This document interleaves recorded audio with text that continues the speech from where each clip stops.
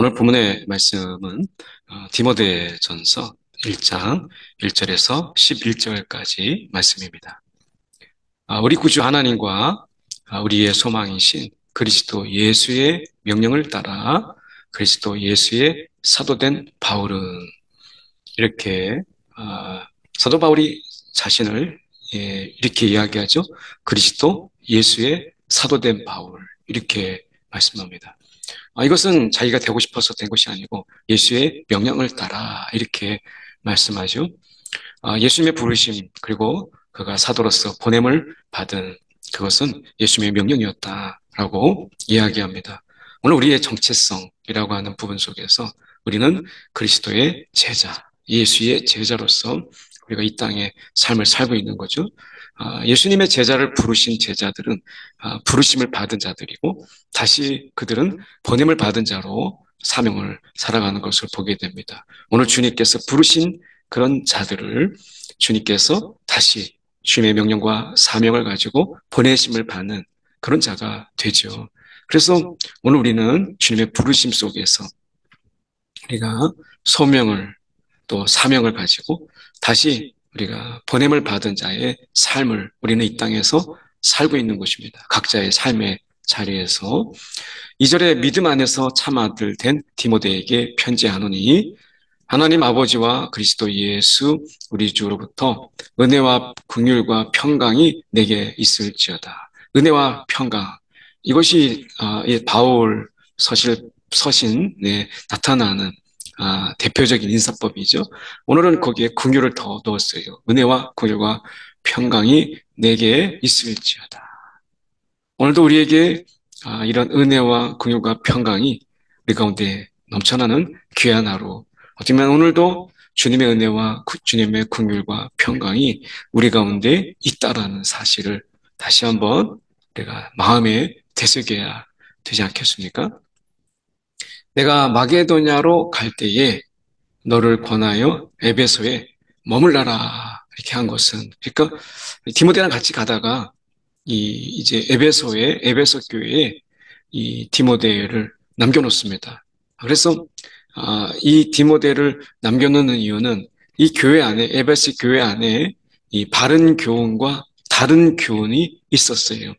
이 다른 교훈이라고 하는 것은 어떻게 보면 이 신화적인 이야기, 그러니까 구약 성경을 우리가 어떻게 보면 우화적인 어떤 상상력으로 인해서 신화를 만들고 그리고 그 속에서 이 하나님의 말씀을 단순하게 우리가 어떤 신화적인 이야기로 꾸며서 만든 이 어떻게 보면 우리가 그런 내용들 4장 7절에 보면 이 망령되고 허탄한 신화라는 말로 이 다른 교훈을 설명하고 있어요. 그래서 이 망령되고 허탄한 이 신화 어떻게 보면 진리를 떠난 허탄한 이야기 디모데후서 4장 4절에는 내가 진리를 떠난 허탄한 이야기다 이렇게 이야기하고 있죠.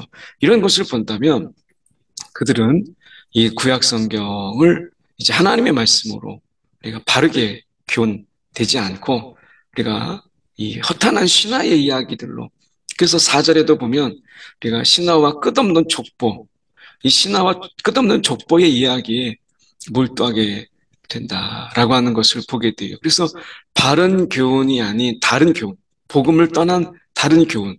우리가 복음의 핵심을 놓치고 본질을 놓쳐서 지적 유의만을 위한 이러한 가르침들은 백해무익한 것이죠. 그래서 4절에도 이 신화와 끝없는 족보의 이야기, 허탄한 이야기, 이것은 믿음 안에 있는 하나님의 경륜을 이루는 것보다 오히려 변론을 내는 것이다. 이것은 전혀 유익한 것이 아니라는 거예요. 하나님의 말씀을 배우고 그리고 익히고 하는 가운데 하나님의 말씀의 그 본질적인 교훈을 우리가 갖는 것이 중요한데 거기에 자꾸 격가지를 두고 뭔가 새로운 것 그리고 그 속에서 본질적이지 않은 것에 매여서 자신의 지적인 유의를 즐기는 것은 결코 우리가 신앙의 경륜을 이루는 것이 아니다라고 하는 것을 이야기해요. 그래서 이 에베소 교회가 다른 교훈들이 있기 때문에 바른 교훈을 위해서 디모데를 사도 바울이 이 에베소 교회에 남겨놓는 것이죠. 이 교훈의 목적은 청결한 마음과 선한 양심과 거짓이 없는 믿음에서 나오는 사랑이라. 이 사랑이라고 하는 것을 이야기할 때 청결한 마음, 선한 양심, 거짓이 없는 믿음에서 나온다라고 이야기해요. 그러니까 우리가 사랑의 편지, 아담 이후에 우리가 선악을 알게 한 나무의 열매를 먹은 이후에 사랑이 변질된 것은 그 청결하지 못하고 선하지 못한 양심, 그리고 거짓으로 가득 찬 이 마음에서 나오는 그 사랑은 이제 집착과 소유와 그리고 쾌락을 위한 사랑으로 바뀌죠. 헌신적이고 자기를 내어주고 그리고 내 것을 주는 이런 사랑이 아니고 이제 그 사랑은 이제 자기를 위한 철저하게 도구화된 사랑이고 철저하게 이용 가치로 따지는 그런 사랑.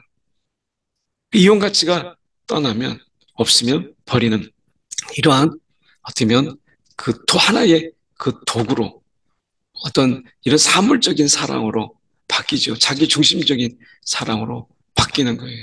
하나님의 사랑은 그게 아니다라고 하는 것을 예수님께서 그 십자가를 통해서 우리 가운데 분명히 보이시잖아요. 사람들이 이에서 벗어나 헛된 말에 빠져. 사람들이 이 신화적인 이야기, 그러니까 그리스 로마 신화 읽어봐도 재밌잖아요. 그 신들의 타락, 그리고 어쩌면 신들의 그 망가짐 속에서 우리가 쾌재를 부르고 그렇게 하지 않습니까? 사람들이 이런 신화에 빠지는 거예요. 율법의 선생이 되려 하나 자기가 말하는 것이나 자기가 확증하는 것도 깨닫지 못한 채 자기가 말하는 것이 무슨 말인지 자기가 확증하려고 하는 것이 무엇인지를 깨닫지도 못한 채 율법의 선생이 되려고 하는 이런 모습. 어떻게 보면 이래야 된다 저래야 된다 하는데 실제로는 자기는 아무것도 행하지 않는 그리고 그것에 대해 본질적인 의미를 깨닫지 못하는 율법을 알지 못하고 율법을 우리가 아는 것처럼 율법의 선생이 되려고 하는 이런 어떻게 보면 율법을 가지고 스스로 옳다고 생각하는 이런 가운데 지적 유의 자신이 얼마나 많이 아는가를 자랑하는 것이 되는 깨닫지도 못한 채 말이죠. 그러니까 율법이 선생이 되려고 한다라고 하는 거예요. 율법의 본질은 율법을 주신 자만이 그 본질을 알죠. 그러나 율법은 사람이 그것을 적법하게만 쓰면 선한 것임을 우리는 아노라.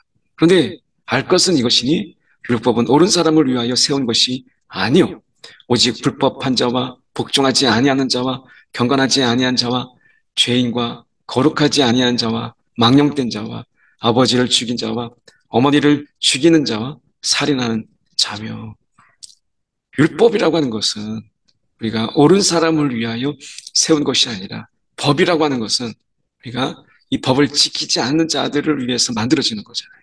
우리가 새로운 법이 나와요. 처음에 그것이 잘 지켜졌을 때는 법이 필요 없지만 그러나 그것이 법을 악용하고 그 법의 허점을 이용하는 자들이 너무 많이 생기면 불가피하게 법이 만들어져서 그 허점, 그 사각지대를 메우게 되는 것이죠. 그래서 사람들이 그러니까 법이 좋은 의미로 만들어졌다기보다는 그런 쪽에 계속 악용하고 범죄를 일으키고 그것을 우리가 이용하는 이런 자들이 옳지 못하게 말이죠. 그러면 결국에는 새로운 법이 만들어지는 것을 보게 돼요. 그러니까 그런 의미에서 우리가 보면 이 악을 행하는 곳에 법이 있기 마련인 거죠. 그래서 이 사도 바울이 이야기할 때 율법은 옳은 사람을 위하여 세운 것이 아니요. 예수님께서는 율법이 필요 없죠. 그러나 우리에게 율법이라고 하는 것은 우리가 죄인인 것을 깨닫게 하기 위하여 그 율법이라는 것이 있어요. 율법이 있음으로 인해서 저와 여러분이 내가 이렇게 죄악이 많고 정말 죄인이구나. 죽을 수밖에 없는 죄인이구나. 라고 하는 것을 깨닫게 돼요. 세상의 법으로는 제가 죽을 만한 자가 아닌 거예요. 근데 하나님의 율법으로 들여다보면 죽을 수밖에 없는 죄인인 것을 깨닫게 돼요. 세상의 법정 앞에서는 떳떳하지만 우리가 하나님의 율법 앞에서는 내가 죽을 수밖에 없는 죄인인 것을 고백하게 되죠.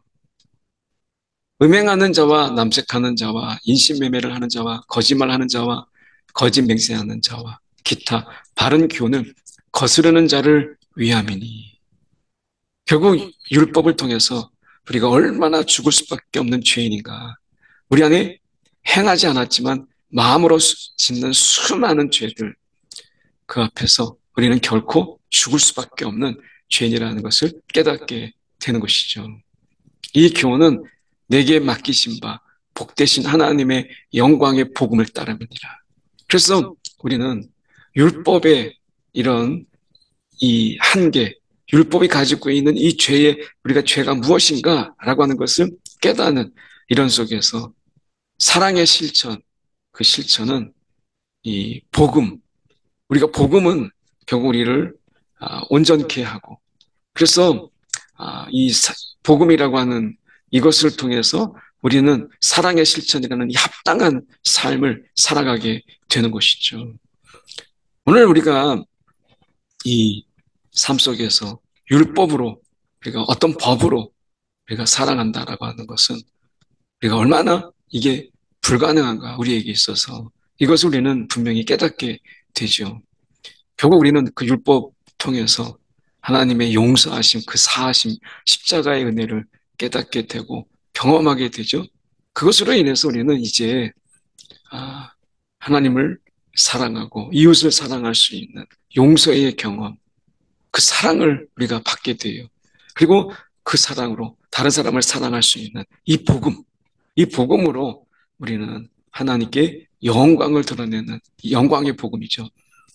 율법을 사용하는 어떻게 보면 이 적법한 방법, 이것은 율법으로 우리의 삶을 고백하고 그리고 우리가 그 율법 앞에 우리가 처절하게 서서 우리가 깨지고 그리고 주님의 긍휼을 구하는 것이 중요해요. 우리 앞에 사도 바울이 은혜와 긍휼을 이야기했잖아요. 우리가 율법 앞에서 우리는 하나님의 긍휼 외에는 다른 어떤 것을 구할 수가 없어요. 그분이 우리를 고쳐주시기를, 우리를 다듬어 주시기를, 그래서 복음에 합당한 삶을 살아갈 수 있도록 이끌어 주시기를 우리는 구하는 것이죠. 우리 율법 앞에서 하나님의 긍휼 외에 우리가 무엇을 구할 수가 있겠어요? 저와 여러분이 오늘도 하나님의 은혜 속에서, 하나님의 긍휼 속에서 그분이 이끄시는 그런 삶을 능히 살아가는 저와 여러분이 되기를 간절히 소망합니다. 기도하겠습니다.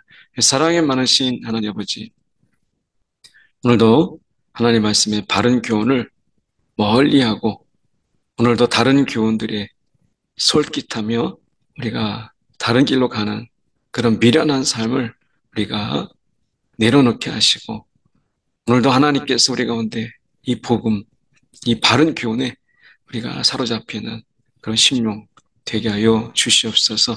오늘도 율법 아래에서 하나님의 긍휼을 구합니다. 주님의 십자가를 구합니다. 오늘도 주님의 사하심 그 속에서 우리에게 이 빚진 자의 마음으로 오늘도 사랑을 행하며 복음에 합당한 삶을 살아가는 우리 모두가 되도록 인도하여 주시옵소서. 살아계신 예수 그리스도를 받들어 기도드립나이다. 아멘.